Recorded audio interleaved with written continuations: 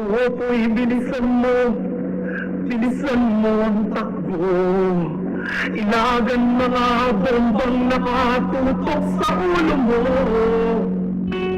My countrymen, as of the 21st of this month, I signed Proclamation 1081, placing the entire Philippines under martial law. Toto'y tulog ka, di mo pa akong kailangan, at baka tamaan pa ng mga balang bigang. We must now defend the Republic of the Philippines, granted by the Constitution. To those guilty of treason, insurrection, rebellion, it may pose a grave danger. But to the ordinary citizens, to almost all of you, whose primary concern is merely to be left alone to pursue your lawful activities. This is the freedom that you seek. Toto'y makinig ka, huwag kang magpagabi. Baka mapagkamalan ka't humandusay dyan sa tabi. Toto'y alam mo ba kung ano ang punot dulo ng di matapos-tapos na kaguluhan?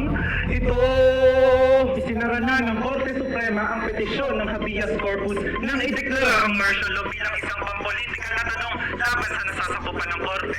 Higit pa dyan ay itinuring ng hukuman ang 1973 Constitution ng buong pwersa at epekto. Pinalitan na ang 1935 na Konstitusyon.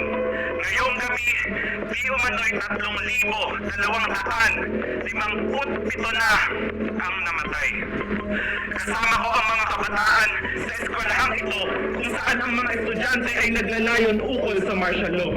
Narito ngayon ang isang aktivista. Anong masasabi mo sa martial law? Nawawalan na ng boses ang mga estudyante. Ang mga mamamayan ay hindi na nakakahinga.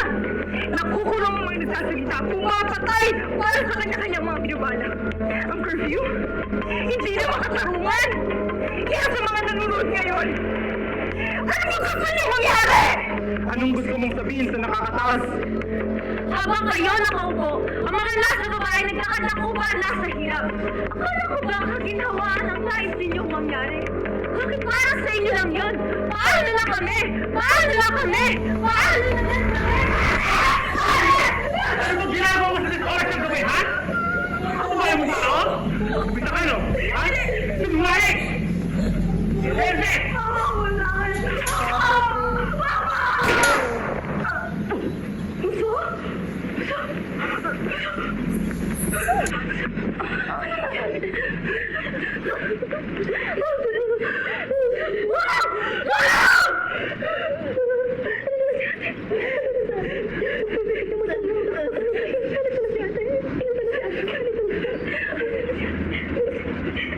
Habang may taslong at sila ang nasa tuktok, di matatapos itong mulo. Habang may sulok at sila ang nasa tuktok, hindi matatapos itong gulo. Hindi matatapos itong gulo. Hindi matatapos itong gulo. Hindi matatapos itong gulo. Sabay ka. Ganda yung kapatid ko. Kawawa niyo. Kawawa niyo kaming mga mahirap. Nasa anong siya? Nasa anong siya ng mahirap? Habang may taslong at sila ang napuso, siya'y matatapos. Napahari ka para sa Pilipinas.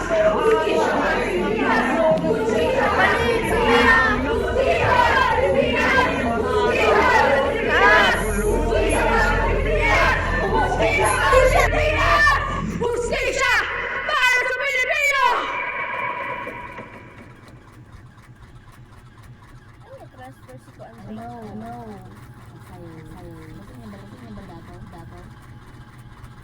Hello, Justin.